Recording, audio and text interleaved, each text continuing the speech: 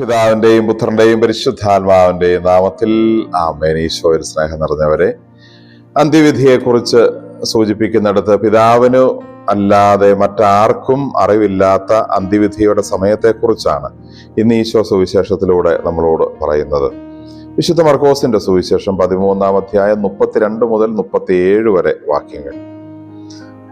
എപ്പോഴും ജാഗ്രതയോടെ ഇരിക്കാൻ ഈശോ നമ്മളെ ഓർമ്മിപ്പിക്കുന്നു. നിതാന്ത ജാഗ്രത എന്നത് എപ്പോഴും ആ കാര്യത്തിന്റെ ഓർമ്മ മനസ്സിലുണ്ടാവുക എന്നതാണെന്നാണ് സുവിശേഷം നമുക്ക് പറഞ്ഞു തരുന്ന കാര്യം. ഒരു ജാഗ്രത എന്ന് പറയുന്നത് അലർട്ടായിരിക്കുക, ഉണർന്നിരിക്കുക എന്ന് പറയുന്നത് എന്ത് കാര്യമാണോ നമ്മുടെ പ്രധാനമായും മനസ്സിലുണ്ടാവേണ്ടത് അതിനെക്കുറിച്ച് ഇടമുറിയാത്ത ഒരു ഓർമ്മ മനസ്സിൽ സൂക്ഷിക്കുക എന്നുള്ളതാണ്. അതുകൊണ്ട് തന്നെ അന്ത്യവിധിയെക്കുറിച്ച് അതിനെ മറന്നുകൊണ്ടുള്ള ഒരു ജീവിതമല്ല. ഓരോ നിമിഷവും നമ്മൾ ആ ഒരു കാര്യത്തെ ഓർത്തുകൊണ്ട് ജീവിക്കുമ്പോൾ അതിനനുസരിച്ച് നമ്മുടെ സംസാരവും പെരുമാറ്റവും ചിന്തകളും ഒക്കെ ക്രമീകരിക്കാൻ സാധിക്കുമെന്ന് കൂടിയാണ് ഈ നിതാന്ത ജാഗ്രത നമുക്ക് ഉണ്ടാവണമെന്ന് പറയുമ്പോൾ നമ്മൾ അതിൽ നിന്ന് പ്രായോഗികമായി മനസ്സിലാക്കേണ്ടത്. ഇവിടെ നമ്മൾ കാണുന്നു, അകലേക്ക് പോകുന്ന യജമാനൻ സേവകർക്ക് അവരവരുടെ ജോലിയും ചുമതലകളും അതുപോലെ കാവൽക്കാരന് ഉണർന്നിരിക്കാനുള്ള കൽപ്പനയും കൊടുക്കുന്നത് പോലെയാണ് ഇത് എന്നാണ് ഈശോ പറയുന്നത്. ചുമതല സേവകർക്ക് കൊടുക്കുന്നത് ചുമതലയാണ്, ജോലിയാണ്, അത് അവരുടെ കടമയാണ്. നമ്മുടെ പ്രായോഗിക ജീവിതത്തിൽ അത് നമ്മുടെ ദൈനംദിന ജീവിതത്തിന്റെ കടമകളാണ്. അനുദിന ജീവിതത്തിന്റെ കുരിശുകൾ സന്തോഷത്തോടെ എടുക്കാൻ തയ്യാറാകുന്നതാണ്. അതുപോലെ തന്നെ കാവൽക്കാരനുള്ള ജോലി ഉണർന്നിരിക്കാനുള്ള, അലർട്ടായിരിക്കാനുള്ള, ജാഗ്രതയുള്ള മനസ്സോടെ ഇരിക്കാനുള്ള ഓർമ്മപ്പെടുത്തലാണ്. ഒരു മൈൻഡ് അലർട്ടായിരിക്കാൻ, മനസ്സ് ജാഗ്രതയോടെ ഇരിക്കാൻ, അത് നമ്മൾ ആത്മീയ അർത്ഥത്തിൽ മനസ്സിലാക്കുന്നത് മനസ്സ് ജാഗ്രതയോടെ ഇരിക്കേണ്ടത് പ്രാർത്ഥനയിലാണ്.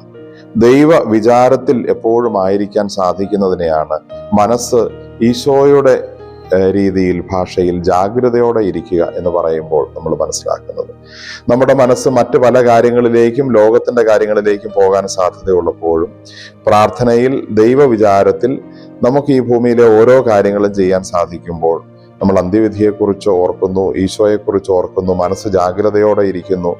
അതുവഴി തിന്മയിലേക്ക് മനസ്സും ചിന്തകളും പോകാതിരിക്കാൻ അത് സഹായിക്കുകയും ചെയ്യുന്നു. നമുക്ക് മനസ്സെപ്പോഴും ദൈവവിചാരത്തിൽ ആക്കി വയ്ക്കാനായി പരിശ്രമിക്കാം. നമുക്ക് പ്രാർത്ഥിക്കാം. കർത്താവായ ഈശോയെ, ഞങ്ങൾ അങ്ങേ ആരാധിക്കുന്നു, സ്തുതിക്കുന്നു, നന്ദി പറയുന്നു.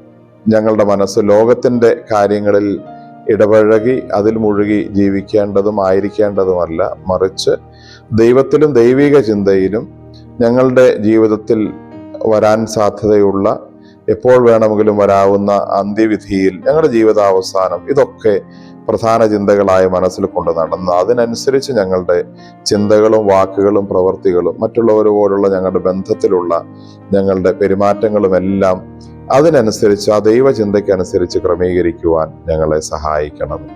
നമ്മുടെ കർത്താവ് ഈശോ മിശിഹായുടെ കൃപയും പിതാവായ ദൈവത്തിന്റെ സ്നേഹവും പരിശുദ്ധാത്മാവിന്റെ സഹവാസവും നാം എല്ലാവരോടും കൂടെ ഉണ്ടായിരിക്കട്ടെ, ഇപ്പോഴും എപ്പോഴും എന്നേക്കും. ആമേൻ. ഈശോ മിശിഹായ്ക്ക് സ്തുതിയായിരിക്കട്ടെ.